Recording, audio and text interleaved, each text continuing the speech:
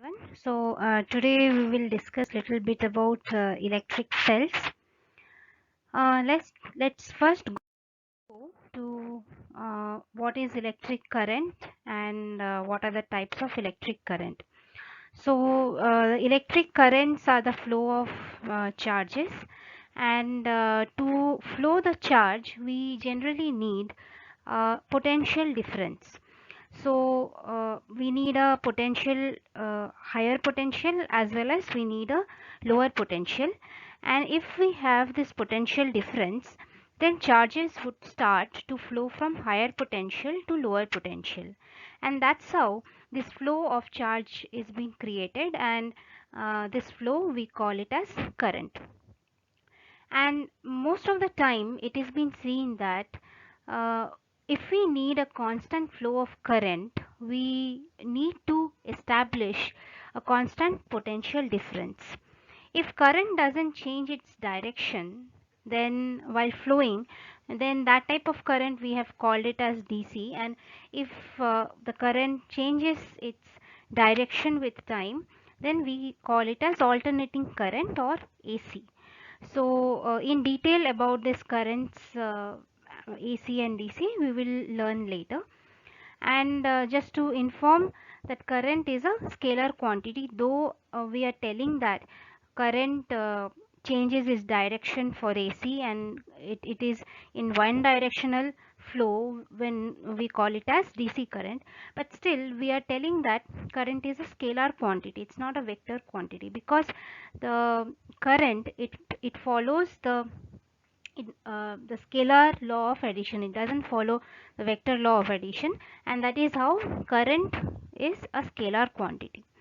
And generally, if we have to conventionally take the direction of current, as to which direction current is flowing, we take the flow of positive charge direction as a current direction.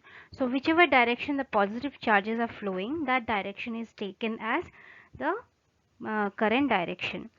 And it has been found that in solids or liquids or gases, when the current flows, there are certain carriers which carry the current, which essentially are the charges. In solids, electrons generally carry current. They are freely available as valence electron. So in solids, generally electron carry current, whereas in liquid and gases it is different type of ionic charges that carry the current. And therefore we can say that if we have to establish a constant current flow, then we need charge carriers to carry the current. it Charge carriers can be electrons in solids, and it can be ions for liquids or gases. And we definitely need potential difference, so that these charge carriers flow from higher potential to the lower potential. And that's how they create a flow of charge, and that's how it develops a flow of current. Now coming to the history of discovery of electric cells, before that we told that electric cell are actually, they are a device which gives us constant flow of current. So these are generally the um, device which have, or which is inbuilt in a way so that it will have a constant potential difference, and that's how it will give us a constant current. So before going to detail into the technical part of electric cells, we will just see how these electric cells were discovered. So the electric cells were discovered by Italian scientist named Volta, and this Volta name is very famous. And this is a person who was Volta, and he discovered these electric cells in 1800, in the year of 1800. And his first cell, which is the electric cell, the first electric cell, was called as volta's pile. So there is a very interesting story as to how Volta has discovered this electric cell. So let's go to that. Actually, in 1886, in Bologna, Italy, in Bologna University, this person called Louis Galvani, he was doing a frog experiment.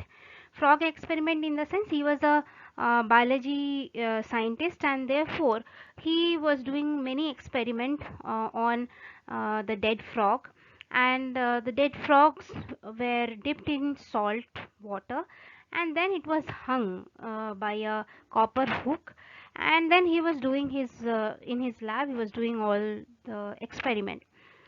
And very surprisingly, whenever the leg, the hung frog, dead frog's leg was touched by the metal rod below this hook, suddenly there was a movement in the leg of the dead frog, which was very surprising because the frog was dead and there was no electricity anyhow passing through it, there was no current going through it.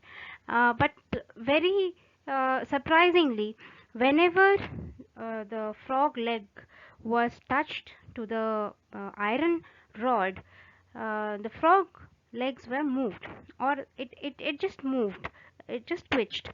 And later he said that it is because there was a connection between the copper hook with which it was hung, and whenever there was a connection established between the copper hook and the metal rod, and charges were flowing, and that's how the frog was twitching its leg.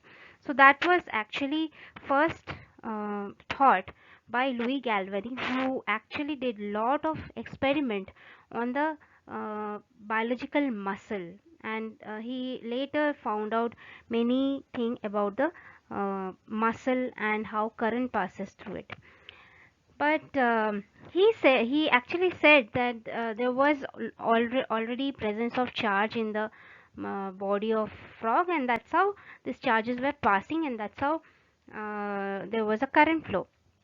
But scientist Volta, when he came to know about this experiment, he realized that for a frog there won't be any charge inside, because the frog would be a neutralized body, so there won't be any charge inside. So he thought that it is due to the potential difference between two metal. Maybe this two metal, if you connect the two metal, there would be a potential difference between the two metal, and that's how the current is flowing, because it is creating a potential difference, and that's how charges are flowing from one metal to another metal, and that's how it is creating a current flow. So this, with this idea of two different metal, if you join two different metals somehow, it will have a potential difference, and that's how you can make a constant current flow. With this idea, Volta started his own electric cell, or we call it as volta spile. So what he has in this the first electric cell, what he had done is he had taken two rod, one was zinc and another one was copper, and in the middle of this two metal, he had inserted a cloth which was dipped in sulfuric acid. And Volta said that two metals were able to produce a potential difference which is creating the current, which was his idea. And that's how he had stuck like that. He had stuck many layers of zinc and copper, and in between it was inserted with a cloth which was dipped in sulfuric acid. So that's what was his idea, that two metals would be in a different potential, and that's how the current would flow from one metal to another metal. But this was the first successful electric cell, which we call it as volta spile. But later various scientists, when they have done other experiments, they found out it is not that two metals were having different potential and that's how they are able to create the current flow. Rather, there were scientists like Davy de la Rive. They discovered that current is due to the chemical reaction which was happening with the sulfuric acid and the metal rods. And therefore when they had this uh, mm, detailed study, which we will study in detail in chemical effect of current, then we will see that how chemical reaction is able to produce the current. And in further chapters also we will see how the cells were created. So here what we see, that two metals were there, zinc and copper, and they, in between there was sulfuric acid dipped cloths. So generally what was happening is, zinc also had a chemical reaction with sulfuric acid, and copper also had a chemical reaction with sulfuric acid, which is creating lot of ions which we know as charge carriers, and therefore they are developing a potential difference in between them, and that's how it is able to create a constant current. So with volta's pile, there was the first uh, very simple cell was electrolytic cell was made, which we know as simple voltaic cell. And the same thing which Volta's pile was using, in Volta's pile Volta was using the same thing. One zinc rod and one copper rod is being dipped in the sulfuric acid, diluted sulfuric acid. And what was happening, as the zinc was starting to react with diluted sulfuric acid, it was losing many of its uh, positive charge, as is zinc plus charges were lost with a reaction with H2SO4, and that's how, as it was losing all positive charge, it starts to gain more and more of negative potential. On the other hand, the copper rod, which was dipped in H2SO4, it starts to lose many of the electrons, as it start to attract the positive ions, and it starts to lose many electron in that process. And since it loses many electron, what happens is it starts to gain positive charge, and by which there is a potential difference. How, as zinc gets a negative potential and copper gets a positive potential, so there is a very nicely created potential difference, which you can see in the picture, where we see in simple voltaic cell, zinc has a potential from the electrolyte.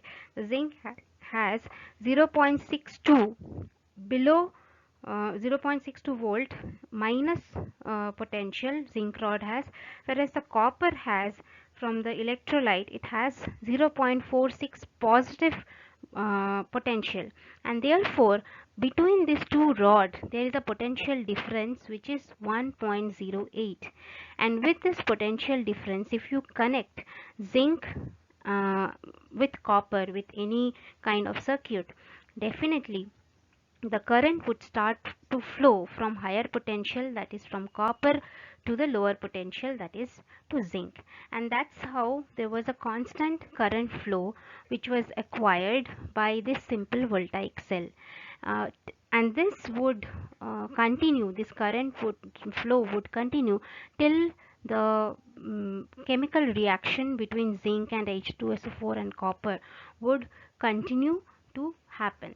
So with this, we know this is a very simple concept of the electrolytic cell. So in coming session, we would know the other type of electrolytic cell that are present. If you like the video, then press the like button, subscribe to the channel and press the bell icon.